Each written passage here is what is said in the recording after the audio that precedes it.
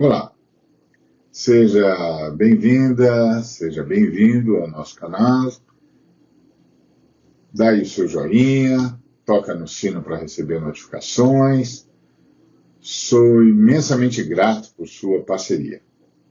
E se você ainda não é inscrita ou inscrito, por favor, faça isso. É um privilégio ter você com a gente.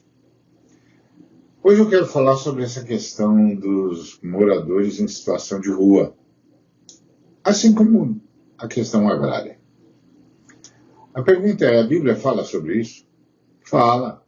E eu quero conversar com você sobre isso a partir de Isaías, o profeta, capítulo 5, do verso 8 ao versículo 10, que diz o seguinte: Ai de vocês que compram todas as casas e se apossam das terras, expulsando os antigos moradores, fixando placas de não entre, tomando conta do país e deixando a população sem abrigo e sem terra. Ouvi, por acaso, o Senhor dos Exércitos de anjos dizer: esses casarões vão ficar vazios, essas propriedades imensas ficarão desertas. Uma vinha de 10 alqueires produzirá apenas uma jarra de vinho, e um barril de semente produzirá 10 quilos de trigo. Pois é, na estrada da transformação do Brasil, uma medida se impõe: a reforma agrária e a reforma urbana. O país tem sofrido de aguda injustiça fundiária desde o seu nascedouro. As chamadas capitanias hereditárias, onde portugueses recebiam incomensuráveis glebas de terra no país, foram as medidas escolhidas pela coroa portuguesa para incentivar a invasão e colonização do país. Desde então, a nação brasileira sofre a desdita de ver grande parte de seu ativo fundiário na mão de poucos proprietários. Isso sem contar que muitos desses proprietários galgaram essa posição por meios violentos e ilegais. Nada é tão confuso e tão eivado de corrupção no país quanto a questão da posse da terra. Uma das questões que subjazem nesse desafio nacional é o princípio de que, no Brasil, se alguém tiver poder aquisitivo, pode ter o quanto de terra e de casa quiser. Como se pode perceber, o princípio que norteia o texto bíblico é contrário a esse paradigma. Isto é, o texto impõe limites. Ninguém pode ter tudo o que quer só porque pode. O princípio das Escrituras impõe limites ao poder aquisitivo. E esse é o primeiro padrão que precisa ser atacado no país.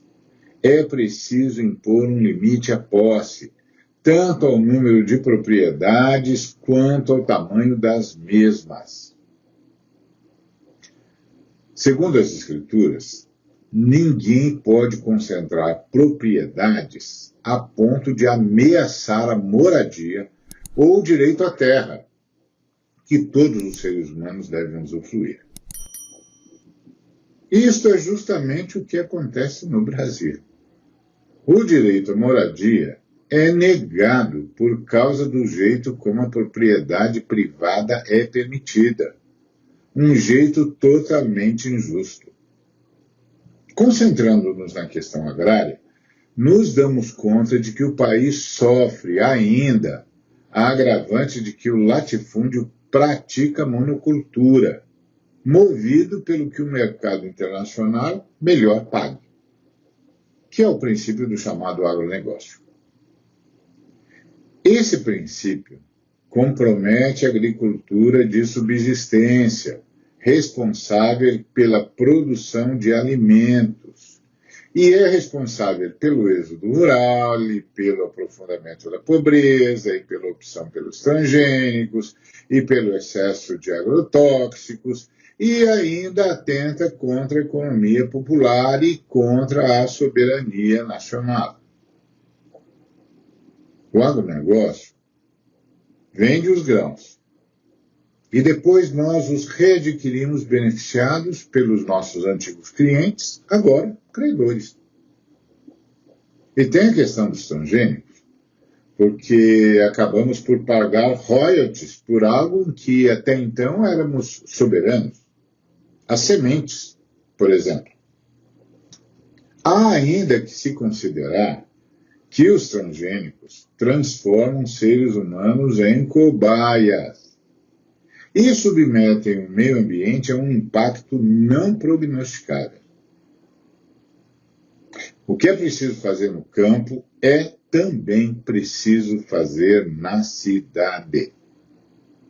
O povo de Israel recebeu ordens de renovar a sociedade a cada 50 anos. Era a lei do jubileu. As terras, a cada 50 anos, tinham de ser devolvidas para os antigos beneficiados, isto é, para os respectivos moradores das tribos possuidores destas. Quando Deus distribuiu entre as tribos de Israel as terras das nações que ele havia julgado por terem chegado ao limite da iniquidade tolerada na história. Estas terras não seriam propriedades das tribos, mas usufruto é incomodado. As terras não podiam ser vendidas. Apenas as colheitas, num total de 49 colheitas, no final das quais as terras teriam de ser devolvidas. Os que entregavam as terras para pagamento de dívidas poderiam ofertar o seu trabalho por metade do salário para pagamento dessas dívidas, caso a entrega das colheitas não fosse suficiente para saldá-las. Escravização em Israel era esse empregar-se por metade do salário para pagamento da dívida contraída, cujo pagamento não fora saldado com a venda do direito às 49 colheitas.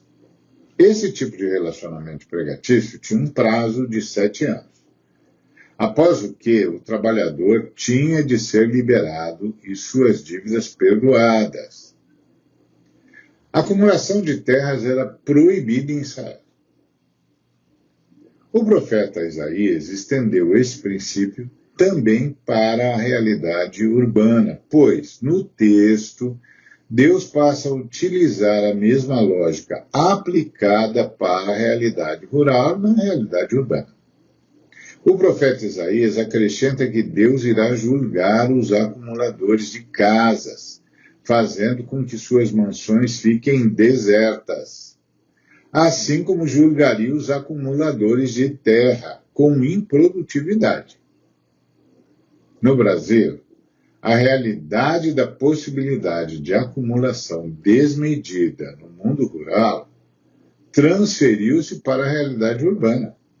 Na cidade, uma pessoa pode, em tese, ser dona de todas as moradias, transformando todos os possíveis moradores da cidade em seus inquilinos ou os condenando a viver em situação de rua.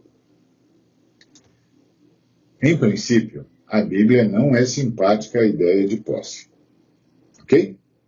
E, sem dúvida, é totalmente contrária à acumulação e concentração, de modo que alguém possa ter a possibilidade de ser a única moradora do lugar, ou seja, a única proprietária.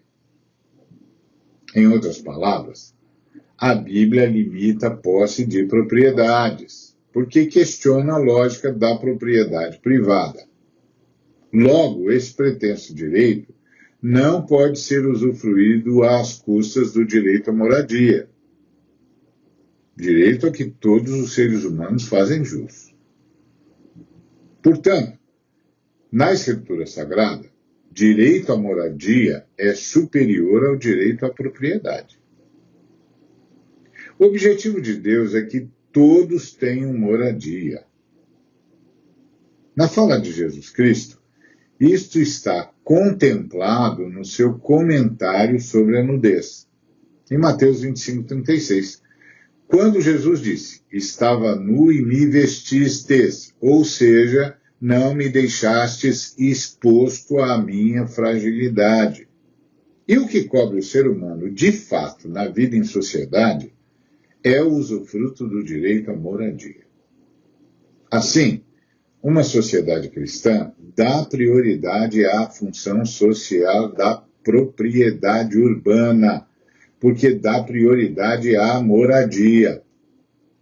No mundo rural, a Bíblia dá prioridade à produção de alimentos, porque dá prioridade à segurança alimentar, que só é possível em pequenas propriedades. Até porque a Bíblia não apoia o latifúndio, como disse o profeta.